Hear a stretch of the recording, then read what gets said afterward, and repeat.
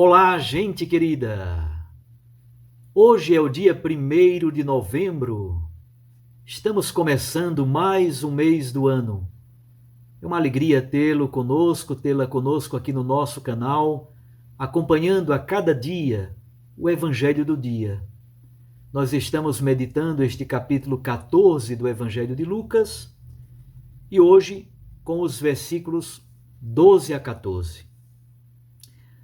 Naquele tempo dizia Jesus ao chefe dos fariseus que o tinha convidado: quando tu deres um almoço ou um jantar, não convides teus amigos, nem teus irmãos, nem teus parentes, nem teus vizinhos ricos, pois estes poderiam também convidar-te, e isto já seria a tua recompensa.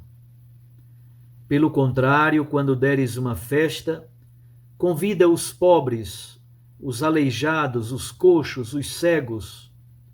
Então tu serás feliz, porque eles não te podem retribuir. Tu receberás a recompensa na ressurreição dos justos. Palavra da salvação. Glória a vós, Senhor.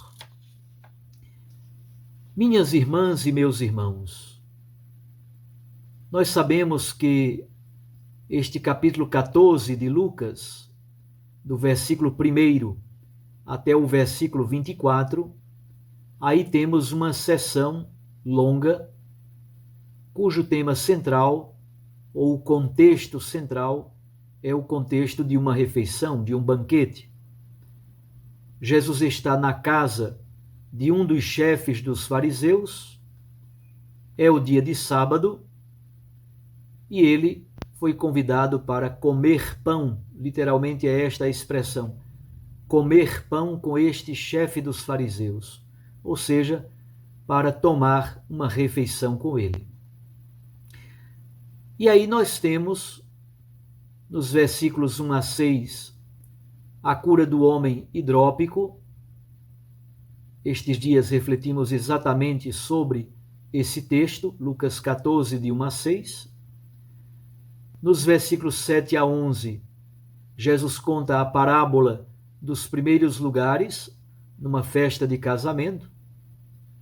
O texto de hoje, versículos 12 a 14, Jesus reflete exatamente sobre como escolher os convidados para uma refeição na sua casa. Isto é, o critério fundamental é não ter como retribuir. O critério é a assimetria do reino de Deus. E, finalmente, nos versículos 15 a 24, Jesus conta outra parábola na qual os convidados recusam o convite daquele anfitrião. Olhemos então mais de perto o texto dos versículos 12 a 14. Claramente o texto é construído com um paralelismo entre o versículo 12, de um lado, e os versículos 13 e 14 do outro lado.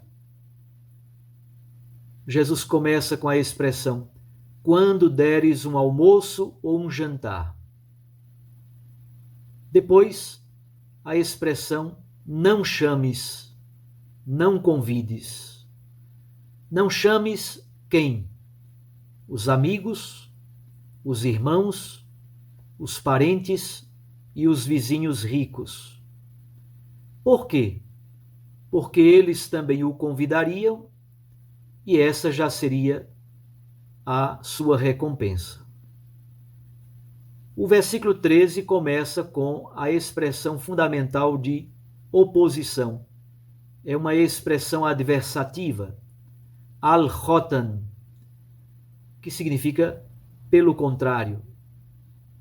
E aí aparece exatamente o texto oposto. Quando deres uma festa, positivamente agora, chama, convida. Quem? Os pobres, os aleijados, os coxos e os cegos. Qual será a consequência?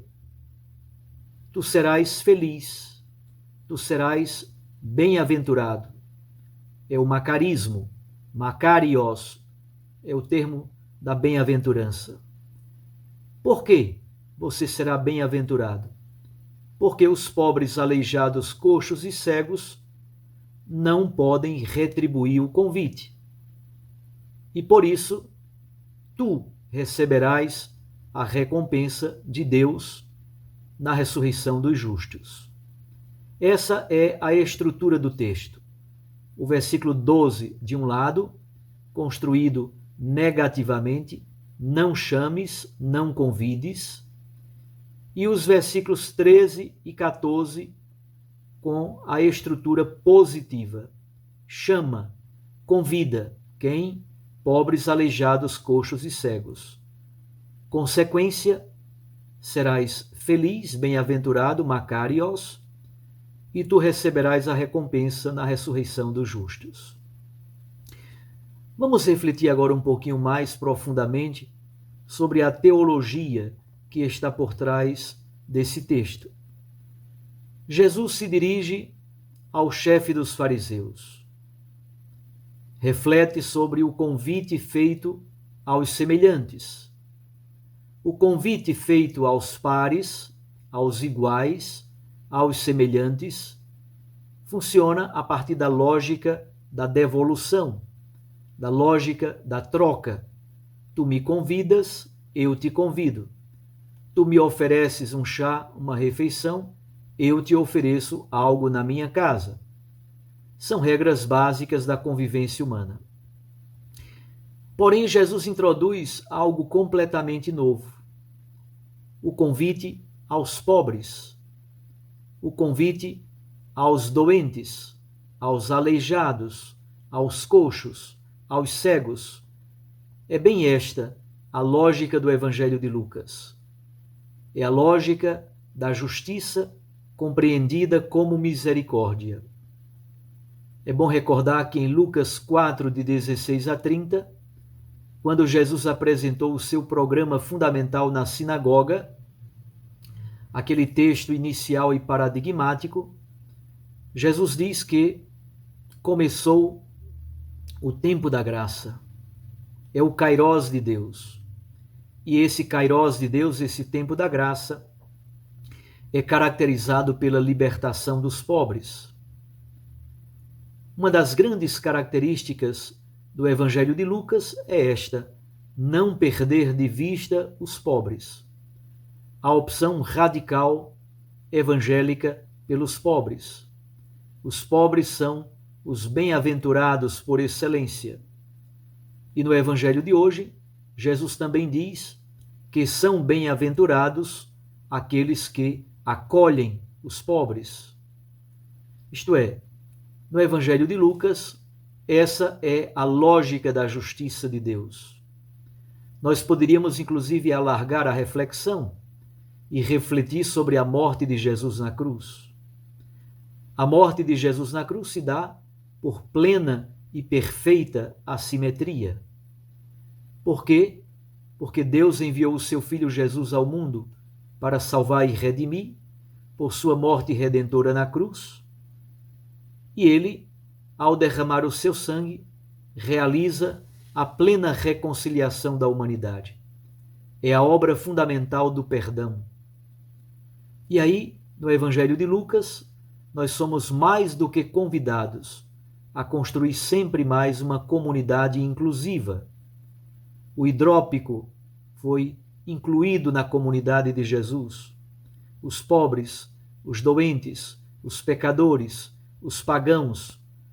Tudo acontece pela generosa misericórdia de Deus, como dom generoso, como dom desinteressado, que deve também chegar ao coração de cada membro dessa mesma comunidade. Isto é, a lógica da gratuidade absoluta é o novo nome da justiça do reino de Deus no Evangelho de Lucas. A justiça do reino no Evangelho de Lucas é a misericórdia, a compaixão, a inclusão dos pobres, a inclusão dos doentes e marginalizados. Jesus constitui esta nova comunidade inclusiva, fundamentada no ato salvífico por excelência, a morte do Filho de Deus na cruz, que morre por ímpios e pecadores. O inocente doa a vida pelos ímpios, sem esperar absolutamente nada em troca, porque nada podemos devolver a Deus, já que Ele nos enviou o seu Filho, morrendo na cruz para nos dar vida. O sangue derramado de Jesus Cristo na cruz é o grito supremo da misericórdia de Deus. Contudo, no Evangelho de hoje aparece, no final do texto, no versículo 14, um elemento belíssimo. Quem acolhe os pobres, quem acolhe os miseráveis, os empobrecidos, os injustiçados, os doentes, os abandonados, os excluídos, quem acolhe estes menores do reino, receberá a recompensa de Deus na ressurreição dos mortos, na ressurreição dos justos, na ressurreição da carne. Isto é, a opção fundamental e evangélica pelos pobres tem um elemento central de ressurreição, de vida definitiva em Deus. Nós poderíamos dizer que há um percurso bonito que o Evangelho de hoje propõe. Primeiro, o macarismo, a bem-aventurança por excelência. Nós poderíamos falar em linguagem mais existencial, o sentido fundamental para a vida, para aqueles que acolhem os pobres, deserdados, doentes e marginalizados. Aí encontramos verdadeiramente um sentido para a nossa existência. Segundo, o Jesus do Evangelho de Lucas vai construindo cada vez mais uma comunidade inclusiva, uma comunidade de amor, uma comunidade de perdão, uma comunidade de gratuidade salvífica e libertadora. E, finalmente, a recompensa plena de Deus é a participação na ressurreição do seu Filho Jesus Cristo, participação no dom do Espírito, doado pelo Pai e pelo Filho. Nós, de algum modo, somos convidados a participar desse mistério da ressurreição e da vida nova, participar do mistério do dom do Espírito, exatamente porque fomos capazes de viver a bem-aventurança do acolhimento e da construção de uma comunidade marcada pela misericórdia. Um abraço a você. Fique com Deus e com sua Mãe Maria Santíssima. Recorde que a palavra aquece o coração e a Eucaristia nos lança para a missão. Até amanhã, se Deus nos permitir. Amanhã celebraremos a comemoração dos fiéis defuntos. Um abraço. Eu os abençoo em nome do Pai e do Filho e do Espírito Santo. Amém.